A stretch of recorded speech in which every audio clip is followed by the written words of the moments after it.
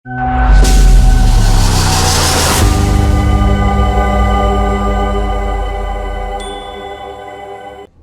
आप देख रहे हैं लोकमत राजस्थान। मैं हूं निशु शर्मा आपके साथ। देश शारदीय नवरात्र के त्योहार को पूरी श्रद्धा और भक्ति के साथ मनाने में लगा हुआ है, तो वहीं धौलपुर की जेल भी माता रानी के भजनों और आरती से गुंजायमान हो गई है। आपको बता दें, जेल में 329 बंदी विभिन्न मामलों में सजा काट रहे हैं, जिनमें 9 महिला भी शामिल हैं। 329 बंदियों में से 80 बंदी मां की आराधना में लीन होकर और फलाहार रहकर अपने द्वारा किए गए अपराधों की क्षमा मांग रहे हैं।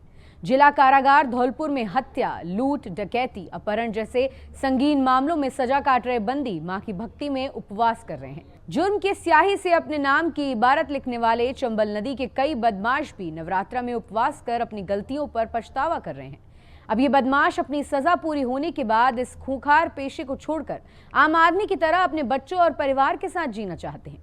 जेल में उपवास कर रहे इन बंदियों के लिए जेल प्रशासन ने विशेष इंतजाम भी किए हैं, जहां उपवास कर रहे बंदियों के लिए फलाहार और दूध की व्यवस्था बताई गई है।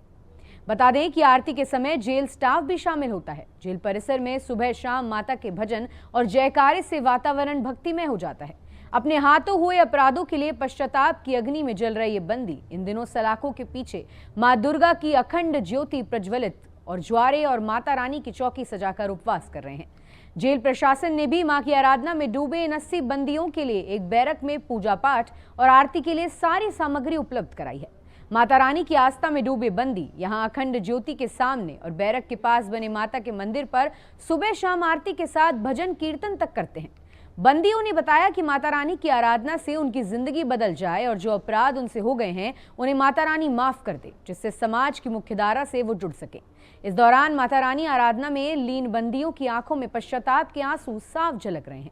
व्रत पर रह रहे बंदी सुबह 5 बजे उठकर नित्य क्रम और स्नान के बाद सुबह 9 बजे आरती, पाठ और भजन करते हैं और इसके बाद शाम की पूजा के साथ ही बंदी बैरक में भजन गाकर भक्ति के साथ सो जाते हैं। माता रानी के व्रत रख रहे जेल में सजा काट रहे बंदियों ने अपराध की दुनिया से तौबा करने का प्रण लिया है। इसमें कुख्यात डकैत केशव गुर्जर, रामहरी, बंटी, बल्लू, विश्वनाथ समेत अन्य हार्डकोर अपराधी नवरात्र के व्रत रख रहे हैं।